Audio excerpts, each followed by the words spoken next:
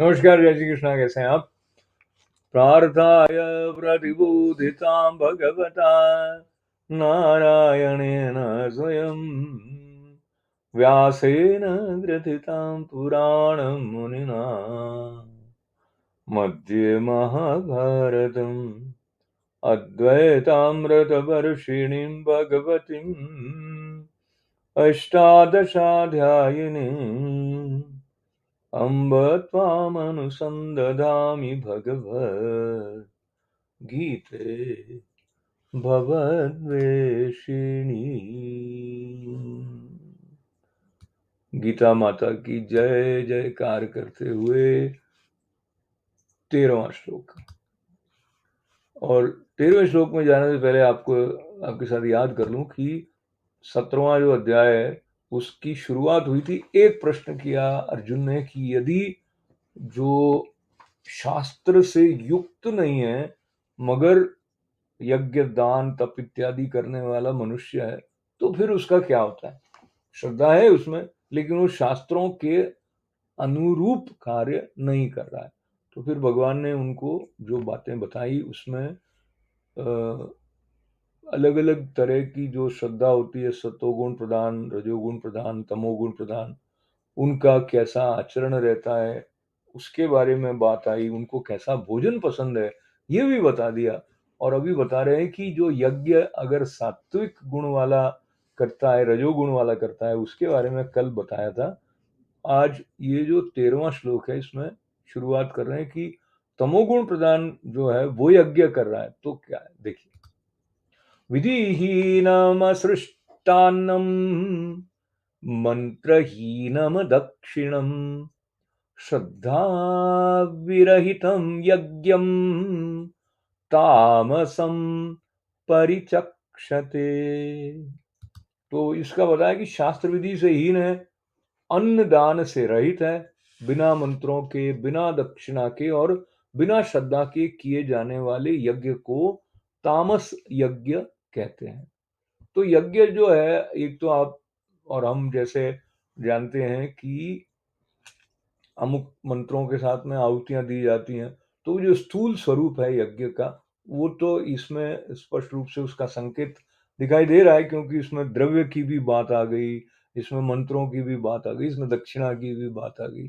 पर इसके साथ साथ ये जो यज्ञ जीवन को बनाने की बात होती है उसमें भी अगर श्रद्धा नहीं होगी तो जीवन को यज्ञ, बल्कि ये कहना चाहिए कि सात्विक श्रद्धा नहीं होगी तो जीवन को यज्ञ बनाने वाली स्थिति तक पहुंचने की संभावना इसलिए नहीं है क्योंकि जो विराट की उपस्थिति को और उसके साथ अपने संबंध को मान ही नहीं रहा होगा तो वो उस अनुनाद को अपने भीतर, उसकी अनुभूति को, उसकी सन्निधि को कैसे महसूस करेगा।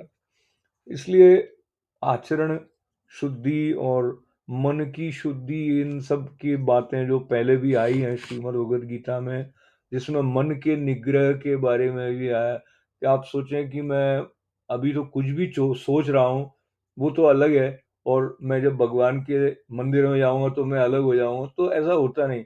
इसलिए कई बार लोग ऐसा मानते हैं कि आप मंदिर जाके आए हो फिर भी ऐसे हो, तो मंदिर में कोई जादू मंत्र की पुड़िया थोड़ी है। जो हमारी परंपरा है उसमें देखिए, मंदिर जाने के पीछे भी एक वैज्ञानिक दृष्टि इस रूप में है कि जो सनातन विज्ञान है जिसमें कि शाश्वत विज्ञान तो वो इस विज्ञान से, जो भौतिक विज्ञान है, इससे कई अधिक आयाम अवेयरनेस के रखता है। इस बात को और घुमाने फिराने के साथ जलेबी बनाना छोड़ते हुए मैं आगे बढ़ते बढ़ते फिर भी इस श्लोक को एक बार पुनः दिखाता हूँ आपको। विधिहीनम सृष्टानम मंत्रहीनम दक्षिणम श्रद्धा विरहितम यज्ञम ताम संपरिचक्षते। तो ऐसे काम हम भी कई बार कर रहे होते हैं क्योंकि किसी ने कहा इसलिए कर दिया। अब ये भी है कि बच्चे अगर ये कहें कि "वे आपके कहने से हम नहीं करते, हम देखेंगे इनकी श्रद्धा कैसे आएगी", तो इस बारे में भी एक विवाद हो सकता है।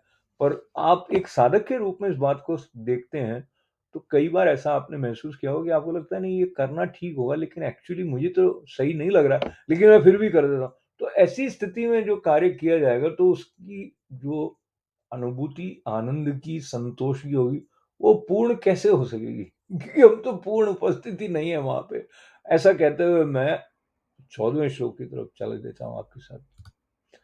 देवद्विज गुरु प्राज्ञ पूजनम शौचमार्जवम ब्रह्मचर्यमहिंसां च शारीरम तप उच्यते।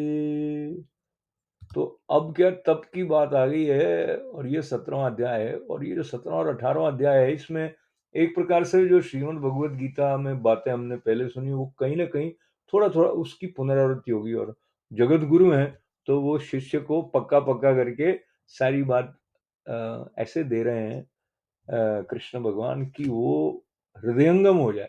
इसलिए कुछ बातों की जो पुनरावृत्ति हो रही है उसमें ये शरीर का जो तप है उसकी बात आई यहाँ पे, और कहा कि हे अर्जुन, देवता ब्राह्मण गुरु और ज्ञानी जनों का पूजन, पवित्रता, सरलता, ब्रह्मचर्य और अहिंसा, ये शरीर संबंधी तप कहा जाता है।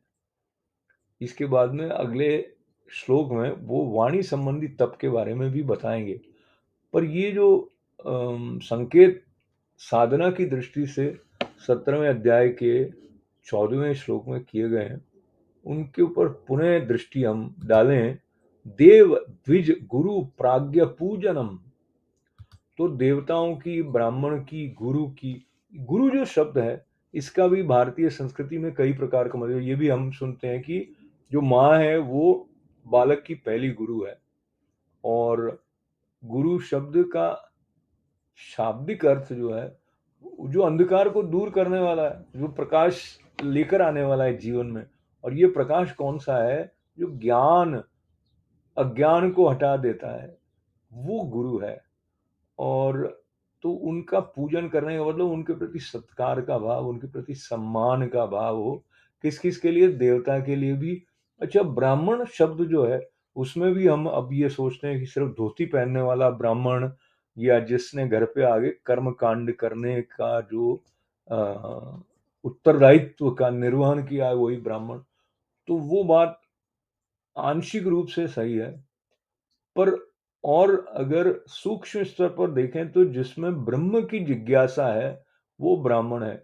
जैसे कि ब्रह्म सूत्र का जो प्रथम सूत्र है वो अथातो ब्रह्म जिज्ञासा, तो ब्रह्म की जिज्ञासा होने का अर्थ श्रीमद् भगवत गीता में जो जो बात कही है वो गीता को पाने का अधिकारी तब होगा जब उसमें ब्रह्म की जिज्ञासा होगी, जब उसको अपने सही स्वरूप के बारे में जानने की इच्छा होगी, मुमुक्षुत्व होगा, तो वो ब्राह्मण है। तो ऐसा मान लेना कि ब्राह्मण, क्षत्रिय, शूद्र, वैश्य, इस प्रकार का जो वर्गीकरण था तो ये इंटरचेंजेबल था। वो अपनी श्रद्धा के अनुसार अपने जीवन को किस तरह से ढाल रहा है उसको लेके वो अ, ब्राह्मण है या नहीं है वो बात है। तो शारीरिक तप का अर्थ ये हुआ कि ऐसा मनुष्य जो कि इस सूक्ष्म स्तर पर अपनी चेतना को लेके उस निर्मलता को, उस शुद्धि को प्राप्त कर गया है, जिसके सम्मुख झुकने से उस अनुभूति को पाने की हमारी पात्रता बढ़ जाएगी।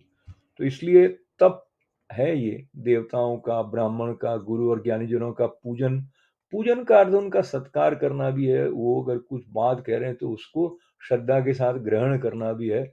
और पवित्रता के बारे में कितनी बार संदर्भ बार बार आता है।